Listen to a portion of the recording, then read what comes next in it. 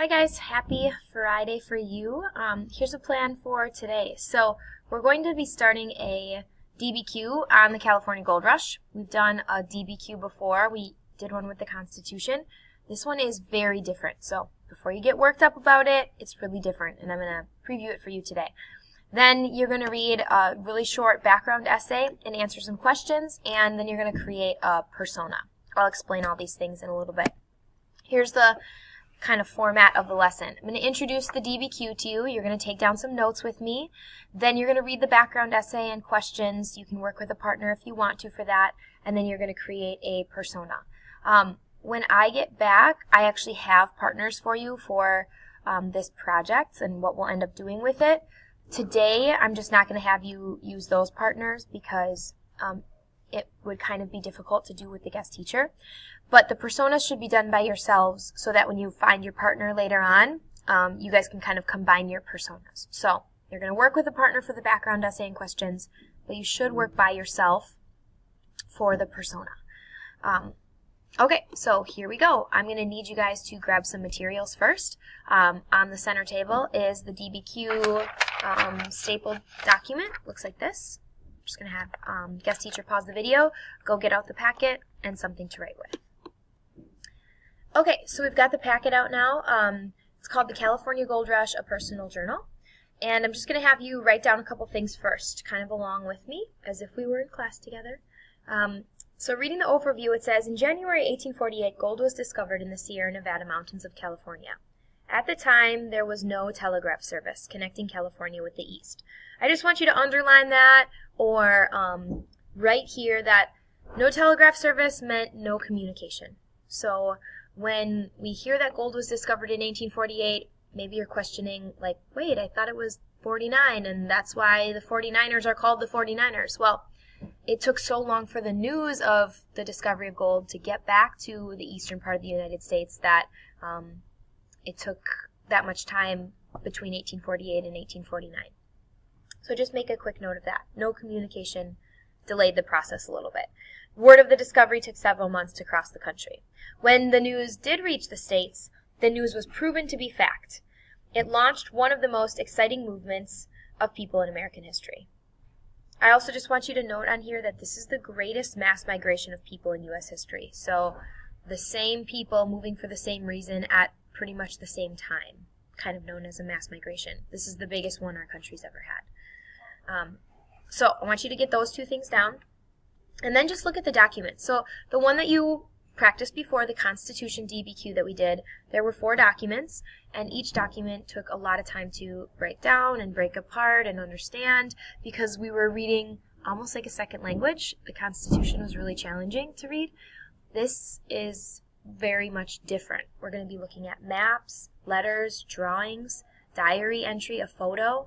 So things that are much less complicated to understand and will take us much less time than the documents did the last time around. So we've got 8 this time, which seems like a lot, but I actually think it's going to feel easier than the first time we did this. Okay, so before we read the background essay, a couple things. We're just going to preview the questions, and then we're going to actually define the vocabulary words before you go on to read the essay. So the questions we're going to be listening for are, in what year did Mexico win its independence from Spain? In what year did California separate from Mexico and become part of the U.S.? In what year was gold discovered in California? What were 3 of the reasons that made it difficult to decide to go to California? What were the 2 sea routes from a port like New York City to California? How many gold seekers left the States in 1849 and traveled overland to California? And then describe the steps of the journaling task in the mini-Q. Okay, so now we're going to define these terms.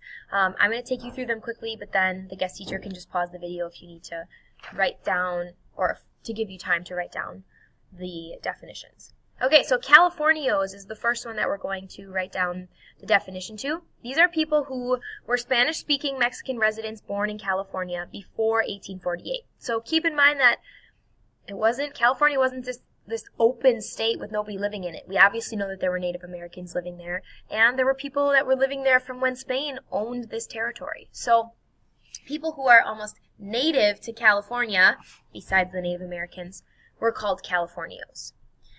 We're going to see this term used, pocket full of rocks, and that means a pocket full of gold, just a way that it would have been said in 1848.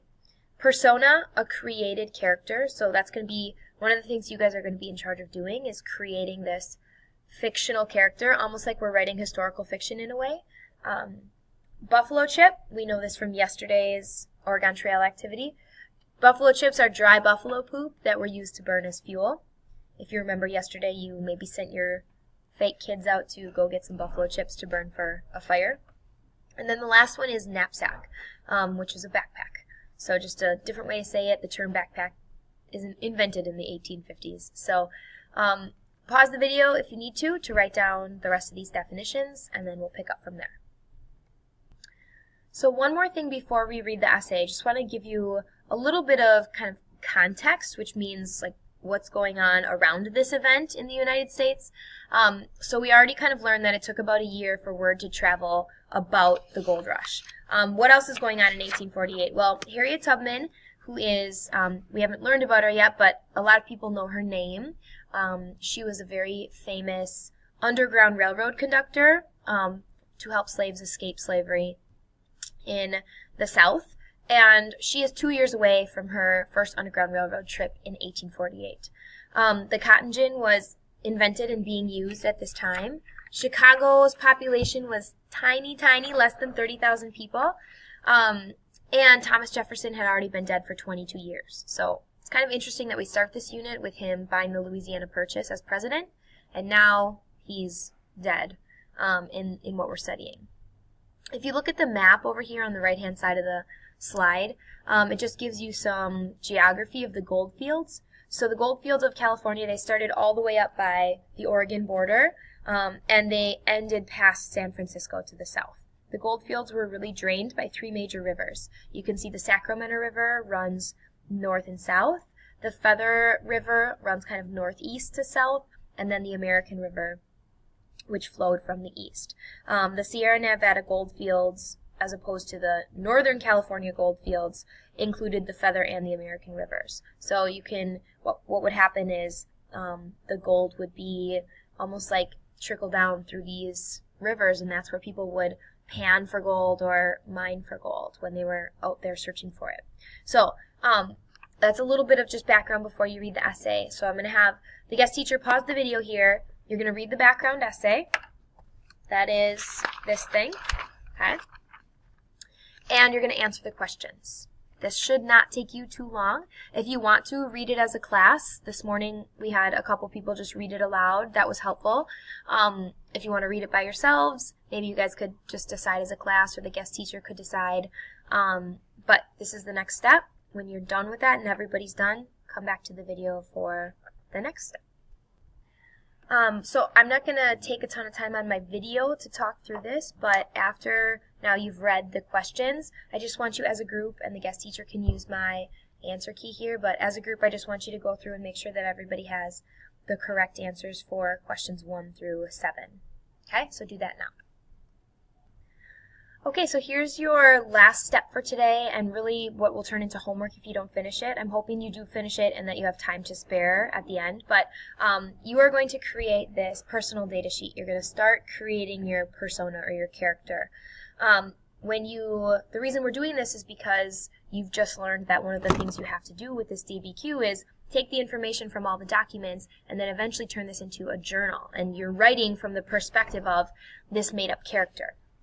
So you're going to determine the name of your person, the ethnic roots, the date of birth, their hometown, lots of stuff on this list, okay? So I've got a few things for you to consider and remember when you're creating a persona. So I just want to show you that quickly.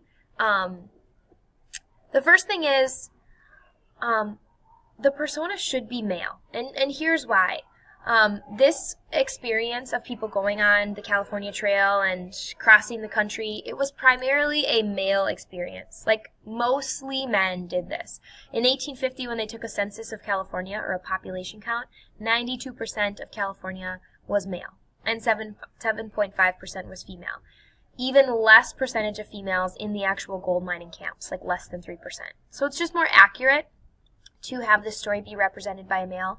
And also the documents that we're going to read, many of them are from a male perspective, and so it'll just be easier for you to bring that into your journals. The second thing is you are going to have the same departure date. It's already written on there for you, April 5th, 1849.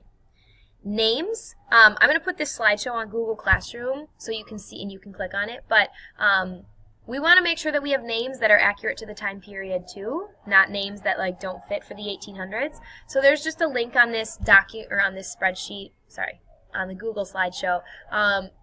Top 1,000 names, there's tons for men and women, and this is from the 1880s, so it just might be a good place to go for the name of your person. Common ethnicities, so at the time, we're trying to, again, be historically accurate. The most common people, ethnic-wise, that were crossing the country were English, German, Scotch-Irish, Irish, and Dutch. So make sure that you're picking something that makes sense. One of those would be a good option. Typical occupations, you're going to determine an occupation. Farmers, blacksmiths, factory workers, gunsmith, a grocer, a preacher, a teamster. A teamster is a wagon driver, kind of like today's version of truck drivers. That's what a teamster would have been. You're going to choose a home state. You're going to choose a home state that is east of the Mississippi River, but north of the Ohio River. So nothing down here and nothing over here. So you're going to choose, you could start somewhere in Wisconsin, you could start somewhere in New York. So something kind of in this mid to northeastern part of the country. It's going to just help you out with some of the stuff later on. You're going to be asked about common health issues. Keep in mind, they don't have a diagnosis for asthma or diabetes in the 1800s yet. Doesn't mean people don't have it, but it does mean that they wouldn't know what it was called. So you want to keep in mind things that would make sense. And even if you just have to create like a general statement, like he suffered from broken bones, or he suffered from third-degree burns because he's a blacksmith, or dental issues, stuff like that. Sometimes you could say that they survived a disease like cholera or smallpox or typhus or yellow fever. Those things were hard to survive, but some people did. So any extra research to make this person real is great. Like an example would be people are trying to come up with last names. So they're just doing quick searches for like common Irish last names. And then they find something that seems to make sense. So any extra research you can do is great. But your homework then for the weekend, just to wrap this up, would be to do this persona sheet. Okay? And then your packet really should be done and ready to go for class on Monday. Alright, so one final pause of the video here, really a stop because you're at the end, but you're going to create personas following my tips, and then just this video, I'm going to put this video on Google Classroom if you couldn't hear it or you missed something, but also my slideshow for this stuff I'll put on Google Classroom as well. And have a good weekend, you guys. Hope you are great, good behavior, good for the sub, good sub notes. That would be awesome. See you then.